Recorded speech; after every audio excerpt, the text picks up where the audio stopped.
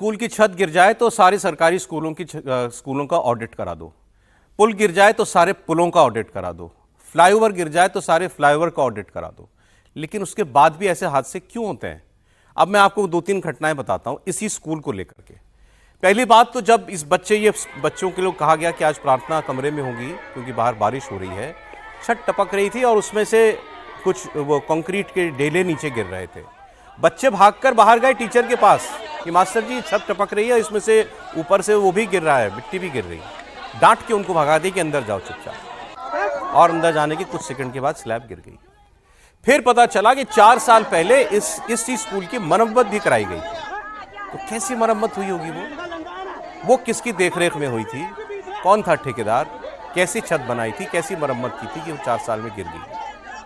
फिर इसके बाद ये भी पता चल रहा है कि जब ये बच्चे शिकायत अपने घर जाके भी करते होंगे कि हमारे स्कूल की हालत बड़ी ख़राब है, छत टपकती है, तो गांव वाले स्कूल आए और उन्होंने कहा कि इसकी शिकायत आप आगे कीजिए प्रशासन से, ये स्कूल ठीक कराइए। तो उन्होंने कहा कि हर बच्चे के परिवार वाले जो है तुम 200-200 रुपया इकट्ठा कर लो मिल करके, और उस पैसे से हम ठीक करा देंगे। ये सब कुछ चल रहा था।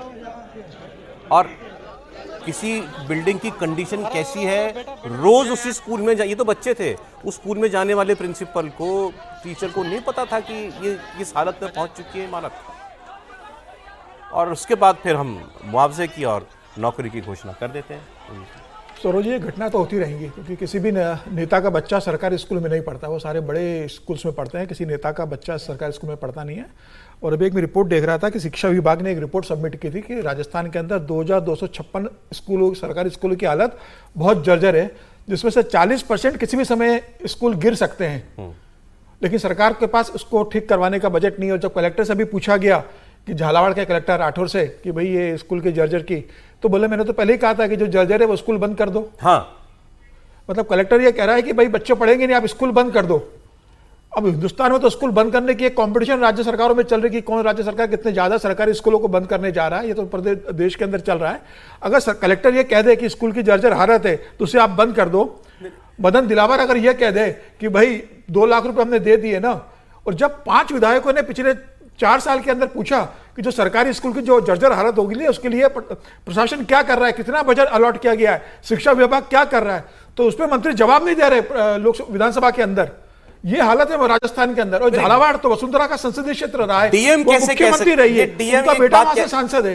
डीएम ये कैसे कह सकता है कि मैंने आदेश दिया था जो स्कूल जर्जर है वो बंद कर दो या मत पढ़ाओ? यह आदेश क्यों नहीं दिया था कि जो स्कूल जर्जर हो गए उनकी हम मरम्मत कराएंगे तुरंत? नहीं, इसलिए आदेश दिया ना सर कि किसी नेता का बच्चा नहीं पढ़ता, स्कूल बंद हो गया, गरीब के लोग, मजदूर के लोग पढ़ रहे, क्या चिंता है वो पढ़े ना पढ़े।